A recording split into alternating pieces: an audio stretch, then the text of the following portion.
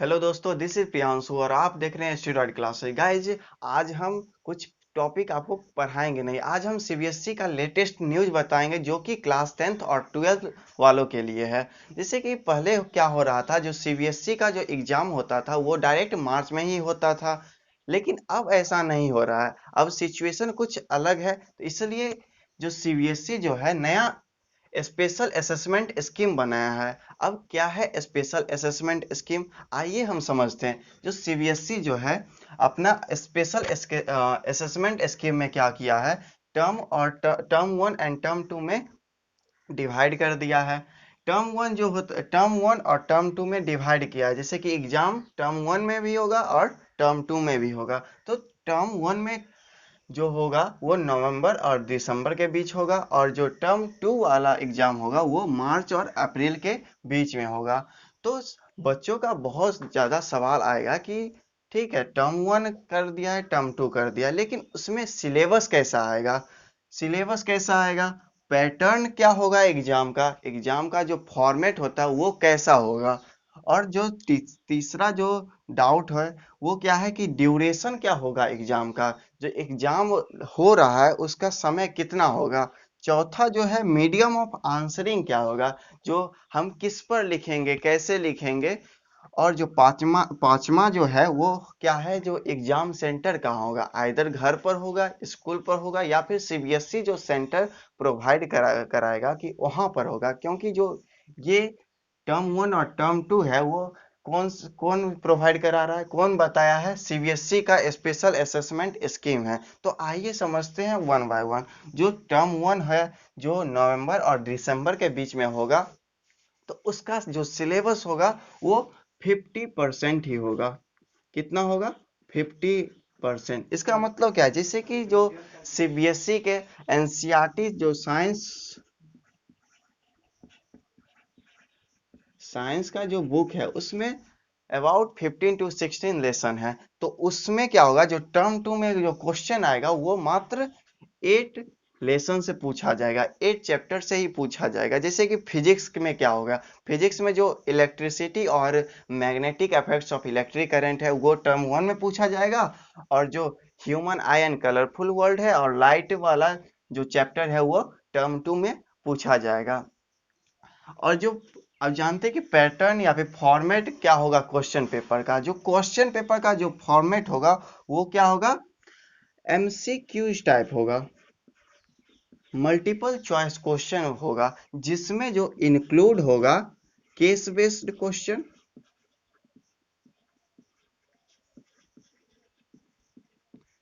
और जो दूसरा जो है वो क्या होगा, असर्शन रीजन,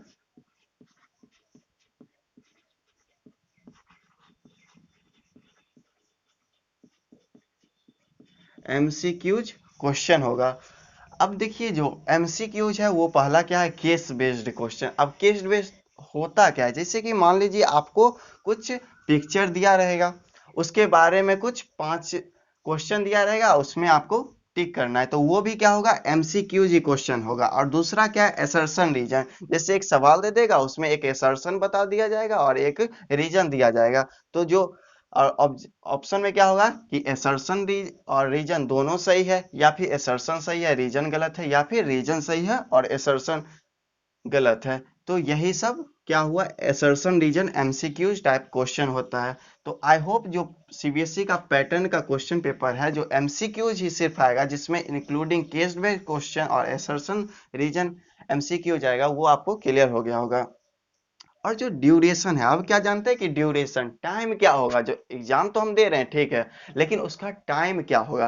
तो सीबीएसई जो बताया कि ड्यूरेशन उसका 1.5 घंटा होगा, मतलब 90 मिनट्स का होगा।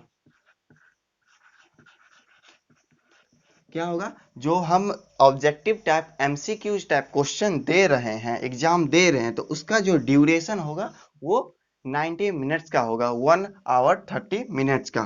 अब जानते हैं कि मीडियम ऑफ आंसरिंग क्या होगा, हम किस पर लिखेंगे, इधर रिटेन होगा या फिर एमसीक्यूज हो रहा है तो एमसीक्यूज कहाँ पर देंगे, जो कॉपी प्रोवाइड कराएगा सीबीएसई उसमें देंगे, या फिर दूसरा कोई पैटर्न है। तो जी हाँ दोस्तों, ये दूसरा पैटर्न है। अब पैटर्न क्या है, तो पैटर्न है O M R C, paper, जो क्या है OMR शीट, आपको OMR शीट प्रोवाइड किया जाएगा। उसी में आपको जो आंसर लिखना पड़ेगा। जैसे ऑप्शन ए सही है, जैसे क्या होता है OMR शीट कैसा होता है, जो एक A4 साइज का होगा, उसमें 1 नंबर सिर्फ आपको क्या दिया रहेगा, ऑप्शन दिया रहेगा। जैसे 1 नंबर क्वेश्चन है तो उसमें ABCD है, तो अगर वो क्वेश्चन का आंसर अगर बी होगा, बी ऑप्शन होगा, तो आपको सिर्फ क्या करना पड़ेगा, उसमें बी में बी को भर देना होगा। तो यही क्या है OMR शीट पेपर है। आई होप OMR शीट वाला कॉन्सेप्ट आपको क्लियर हो गया होगा। तो मीडियम ऑफ आंसरिंग क्या है, OMR शीट पेपर। उसी पर आपको क्या करना पड़ेगा, जो ऑप्शन जो करेक्ट ऑप्शन होगा उसी में आपको गोला भरना होगा। अब जानते हैं कि एग्जाम सेंटर होगा क्या। जैसे कि चलिए एग्जाम आप क्या बता दिए कि कहाँ पर एग्जाम होगा, सिलेबस कैसा होगा, पैटर्न कैसा होगा, ड्यूरेशन कितना होगा, मीडियम ऑफ आंसरिंग कितना होगा। अब बता दीजिए कि एग्जाम सेंटर कहाँ होगा। इधर क्या हो सकता है, स्कूल भी ले सकता है, या फिर CBSE जो सेंटर प्रोवाइड करेंगे वो भी हो सकता है, और क्या हो सकता है कि घर पर भी आप दे सकते हैं। लेकिन जो ये एग्जाम सेंटर होगा वो आइदर स्कूल होगा, या फिर जो CBSE जो सेंटर आपको प्रोवाइड कराएंगे वो होगा। तो एग्जाम सेंटर कहाँ होगा, स्कूल या फिर सेंटर। अब जो है लास्ट वन, जो वेरी वेरी इंपॉर्टेंट है, वो क्या है, जो question paper will be sent by CBSE to schools along with marking scheme. जो क्वेश्चन पेपर है वो स्कूल नहीं बनाएगा, स्कूल का इसमें कोई इन्वॉल्वमेंट नहीं होगा। जो क्वेश्चन पेपर है कौन प्रोवाइड कराएगा, CBSE कराएगा। किसको देगा, स्कूल को देगा अलोंग विथ मार्किंग स्कीम। और जो CBSE जो क्वेश्चन पेपर प्रोवाइड कराएगा तो उसमें क्या होगा, मार्किंग स्कीम पूरा दिया रहेगा कि कितने नंबर का ये सब क्वेश्चन है। तो सीबी इसमें स्कूल का कोई इन्वॉल्वमेंट नहीं होगा। बस स्कूल को क्या होगा, CBSE स्कूल को देगा, इसको यहाँ पर भेजेगा कॉपी, और ये स्कूल क्या करेगा, अपना बच्चा में डिस्ट्रीब्यूट करेगा, स्टूडेंट को डिस्ट्रीब्यूट करेगा अगर स्कूल में हुआ तो आई होप जो टर्म 1 वाला जो कॉन्सेप्ट है, जो CBSE का स्पेशल असेसमेंट स्कीम है, वो आपको क्लियर हो गया होगा। चलिए रिकॉल करवा देते हैं। जैसे सिलेबस कितना है, 50% है। जैसे टोटल अगर 16 लेसन आएगा, 16 लेसन है एक बुक में, तो उसका 8 लेसन ही इसमें पूछा जाएगा। पैटर्न कैसा रहेगा, MCQs टाइप होगा, मल्टीपल चॉइस क्वेश्चन होगा, जिसमें इंक्लूड क्या क्या होगा, case based question, assertion reason type question होगा। ड्यूरेशन कितना होगा, 90 मिनट्स का। मीडियम ऑफ आंसरिंग कितना होगा, OMR मतलब मीडियम ऑफ आंसरिंग क्या कैसे होगा, तो OMR शीट पर आपको लिखना होगा। आप जानते हैं कि एग्जाम सेंटर क्या होगा, जो एग्जाम सेंटर होगा वो आइदर स्कूल या फिर CBSE जो सेंटर प्रोवाइड किया जाएगा उसमें होगा। अब कुछ जान लेते हैं टर्म 2 के बारे में। जैसा कि बता चुके हैं कि टर्म 2 जो होगा वो मार्च और अप्रैल के बीच में एग्जाम होगा। लेकिन जो उसका जो सिलेबस है वो भी कितना होगा, 50% होगा। जैसे कि हम बता चुके हैं कि 16 लेसन है तो 8 इसमें पूछेगा, और जो रिमेनिंग जो 8 लेसन बचा हुआ है तो वो 8 लेसन इसमें पूछा जाएगा। लेकिन जो ये वाला 8 लेसन है वो इसमें नहीं पूछा जाएगा। क्या मतलब, जो हम बता चुके हैं जैसे इलेक्ट्रिसिटी और जो magnetic effects of electric current है, अगर इसमें आ रहा है टर्म 1 में आ रहा है, तो टर्म 2 में क्या आएगा, human I and colourful world और लाइट वाला चैप्टर आएगा। तो इसका चैप्टर इसमें नहीं आएगा, और इसका वाला इसमें नहीं आएगा। जो रिमेनिंग 8 चैप्टर बचा हुआ है वही सिर्फ इसमें पूछा जाएगा। अब दूसरा जानते हैं कि उसका फॉर्मेट कैसा होगा। और वो जो फॉर्मेट होता है वो इससे काफी डिफरेंट होगा। इसका क्या मतलब, जो इसमें क्या हम देखे थे कि MCQs पूछ रहा है, तो लेकिन इसमें क्या होगा, फॉर्मेट ही चेंज हो जाएगा। इसमें क्या पूछा जाएगा आपसे, सब्जेक्टिव टाइप क्वेश्चन। अब सब्जेक्टिव टाइप क्वेश्चन मतलब क्या होगा, जैसे आपको पूछा जाएगा वेरी शॉर्ट क्वेश्चन, शॉर्ट और लॉन्ग क्वेश्चन पूछे जाएंगे। तो सब्जेक्टिव में क्या हो रहा है, वेरी शॉर्ट, शॉर्ट और लॉन्ग। इसमें क्या हो रहा है, सब्जेक्टिव रिटेन वाला कॉन्सेप्ट है, तो आपको इसमें लिखना होगा। इसमें क्या है, OMR से सिर्फ फिलअप करना था, लेकिन इसमें आपको लिखना पड़ेगा। अब जानते हैं कि इसका जो ड्यूरेशन होगा उस कितना होगा। जैसे कि इसमें कितना ड्यूरेशन था, इसमें सिर्फ 90 मिनट्स का था, लेकिन जो टर्म 2 वाला कॉन्सेप्ट है तो उसमें कितना होगा, टर्म 2 वाले कॉन्सेप्ट में 2 आवर्स का ड्यूरेशन होगा। जो टर्म 2 है, जैसे कि अब तो हम सब्जेक्टिव लिख रहे हैं, रिटेन लिखना पड़ेगा, तो उसके लिए टाइम भी चाहिए। पहले क्या होता था कि हमको अगर सब्जेक्टिव दे रहे तो उसमें कितना कितना ड्यूरेशन था, 3 आवर्स का। लेकिन अभी जो नया स्पेशल असेसमेंट स्कीम जो है उसमें क्या हो रहा है, टर्म 2 में 2 आवर्स का क्वेश्चन रहेगा। 2 आवर्स का जो ड्यूरेशन मात्र रहेगा, उसमें जो सब्जेक्टिव क्वेश्चन आएगा उसको सिर्फ आपको 2 घंटे में ही पूरा कंप्लीट करना होगा। अब जो मीडियम ऑफ आंसरिंग क्या है, पेपर दिया जाएगा CBSE के द्वारा, और उसमें क्या करना पड़ेगा, आपको लिखना पड़ेगा। इसमें OMR, उसमें आपको रिटेन लिखना पड़ेगा। अब जो एग्जाम सेंटर क्या है, एग्जाम सेंटर वही CBSE जो प्रोवाइड कराएगा सेंटर वो रहेगा, या फिर स्कूल रहेगा। जो सेंटर हो गया वो क्या होगा, स्कूल या फिर CBSE जो सेंटर प्रोवाइड करा रहा है वो होगा।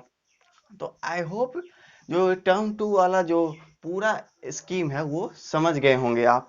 अब जो ये टर्म 1 और टर्म 2 है, ये सिर्फ सिचुएशन अगर इसी प्रकार चल रहा है, मतलब सेम सिचुएशन, अच्छा सिचुएशन चल रहा है, तब ये टर्म 1 और टर्म 2 लागू होगा। अब जानते हैं कि अगर सिचुएशन कुछ खराब हो जाएगा, कोरोना फिर से अगर हावी हो जाएगा, तब क्या होगा। जैसे कि अभी आप लोग जान रहे हैं कि थर्ड वेव आने वाला है, तो थर्ड वेव अगर आ जाएगा इस एग्जाम के दौरान, तब कैसा स्कीम होगा, तो आइए समझते हैं। सो गाइज, अब जानते हैं कि जो असेसमेंट है या फिर एग्जामिनेशन है, एज पर डिफरेंट सिचुएशन, अगर सिचुएशन अगर कुछ अलग हो जाए, जैसे कि कोरोना हावी हो जाए, तब क्या होगा। जैसे कि हम जाने थे कि टर्म 2 वाला एग्जाम में सब्जेक्टिव टाइप था। अगर जो टर्म 2 वाला जो किस महीने में आ रहा था, मार्च और अप्रैल के महीने में, अगर उस टाइम कोरोना अगर हावी हो जाएगा, तब क्या होगा, जो टर्म 1 वाला कॉन्सेप्ट इस पर भी लागू हो जाएगा। मतलब क्या हो गया, जैसे कि टर्म 2 में क्या हो रहा था, सब्जेक्टिव वाइज था, लेकिन अगर उस समय कोरोना आ गया, ठीक है, कोरोना हावी हो जाएगा जो, तो क्या होगा, टर्म 1 वाला जो कॉन्सेप्ट है उस पर भी लागू हो जाएगा। टर्म 1 में क्या हो रहा था, ऑब्जेक्टिव टाइप पूछा जा रहा था, उसी तरह टर्म 2 में भी क्या पूछा जाएगा, पूरा ऑब्जेक्टिव बेस्ड क्वेश्चन, जिसमें कितना होगा, ड्यूरेशन सेम ड्यूरेशन 90 मिनट्स का ही होगा। जो जितना सेम कॉन्सेप्ट टर्म 1 का है, टर्म 2 में भी सेम होगा। और उस समय जब दोनों का सेम ही आ जाएगा, तो दोनों का वेटेज जो हो जाएगा सेम हो जाएगा। वेटेज क्या हो जाएगा, सेम हो जाएगा भाई। इसमें भी वही हुआ, और उसमें भी क्या होगा, टर्म 1 प्लस टर्म 2 को मिला के क्या बनेगा, फाइनल रिजल्ट बनेगा। लेकिन टर्म अगर कंडीशन खराब हो जा रहा है, तो टर्म 1 टर्म 2 के साथ साथ क्या होगा, जो इंटरनल असेसमेंट है, जैसे कि टीचर आपको क्या करेगा, प्रोजेक्ट बनाने दे रहा है तो, और नोटबुक सबमिशन कर रहा है, तो वो सब मिला के आपका जो CBSE का जो फाइनल रिजल्ट आता है वो आपको मिलेगा। CBSE का फाइनल रिजल्ट, ये सब तीनों मिला के। अब जानते हैं कि अगर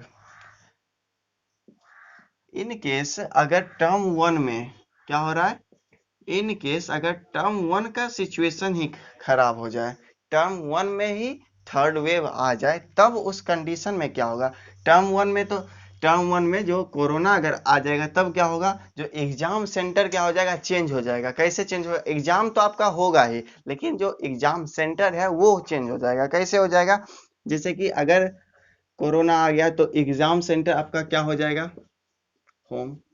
मतलब आप क्या दे रहे हैं, ऑनलाइन एग्जाम दे रहे हैं, ऑनलाइन एग्जाम दे रहे हैं। तो टर्म 1 में क्या हो रहा है, ऑनलाइन दे रहे हैं, और क्या हो रहा है, टर्म 2 में आप सेंटर पर जाके अगर एग्जाम दे रहे हैं, आइदर स्कूल सेंटर या फिर CBSE जो प्रोवाइड कर रहा है वो सेंटर पर जाके आप अगर एग्जाम दे रहे हो, तब उस समय क्या हो जाएगा, उस कंडीशन में जो टर्म 2 वाला जो एग्जाम है उसका वेटेज जो हो जाएगा टर्म 1 के कंपेयर में बड़ा हो जाएगा। मतलब क्या हो रहा है, जो टर्म 2 अगर हम जाके दे रहे हैं एग्जाम, तो इसका वेटेज टर्म 1 वाले एग्जाम से ज्यादा होगा।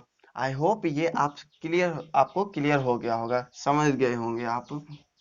टर्म 1 ऑनलाइन एग्जाम, लेकिन टर्म 2 सेंटर पर जाके दे रहे हैं, तो सेंटर वाला का वैल्यू जो होगा, वैल्यू वो ज्यादा होगा as compared to the term 1 जो ऑनलाइन दे रहे हैं। ठीक है, अब जो दूसरा कंडीशन जान रहे हैं, दूसरा सिचुएशन, अगर इन केस टर्म 2 वाले एग्जाम ऑनलाइन हो रहा है, घर पर से दे रहे हैं या फिर नहीं हो पा रहा है, और टर्म 1 हम दे चुके हैं, कहाँ पर दे चुके हैं, सेंटर पर जाके, तो उस कंडीशन में उस टाइम जो होगा, टर्म 1 वाला जो कॉन्सेप्ट होगा, टर्म 1 वाला जो एग्जाम होगा, उसका वेटेज टर्म 2 से ज्यादा होगा, क्योंकि हम टर्म 1 में सेंटर पर जाके एग्जाम दे रहे हैं, लेकिन टर्म 2 में क्या हो रहा है, टर्म 2 में हम ऑनलाइन एग्जाम दे रहे हैं, तो उस समय जो वेटेज हुआ टर्म 1 का थोड़ा ज्यादा हो गया और टर्म 2 का कम। ठीक है, आई होप इसको आपको क्लियर हो गया होगा। अब तीसरा कंडीशन जान लेते हैं। अब कुछ तो होगा, जैसे इसमें टर्म 1 ऑनलाइन, टर्म 2 इसमें दे दिए, टर्म 2 ऑनलाइन, टर्म 1, अगर इन केस टर्म 1 और टर्म 2 दोनों क्या हो रहा है, दोनों में कोरोना का थर्ड वेव या फिर दूसरा और वेव जो होता है, वो दोनों में अगर कोरोना रहा, कंडीशन उतना ही खराब हो गया, बद से बदतर हो गया, और टर्म 1 और टर्म 2 दोनों एग्जाम नहीं हो पा रहा है, तो उस कंडीशन में क्या होगा, तो उस कंडीशन में जो होगा, आपका जो इंटरनल असेसमेंट है, आपको समझा दिए इंटरनल असेसमेंट, जैसे नोटबुक सबमिशन, होमवर्क का बनाना, प्रोजेक्ट आपको जो स्कूल प्रोवाइड करा, उसको लेकर पूरा को लेकर जो फाइनल रिजल्ट बनता है, उससे बनेगा आपका सीबीएसई का रिजल्ट।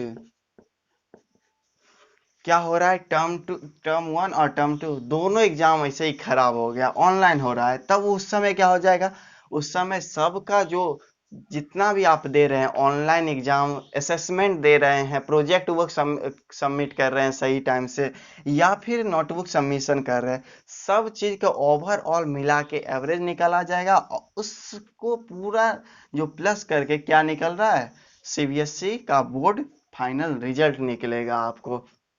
तो जितना भी हम केस समझा चुके हैं, जैसे कि अभी डिफरेंट सिचुएशन, कोरोना वाला सिचुएशन हम लेके चले हैं, पहले क्या हो रहा था, नॉर्मल जैसे चल रहा है अभी, वैसा ही सिचुएशन में अगर हुआ तो वो वाला लागू होगा, अगर डिफरेंट कुछ सिचुएशन रहा तो ऐसे लागू होगा। आई होप इसको आप पूरा क्लियर हो गया होगा आपका।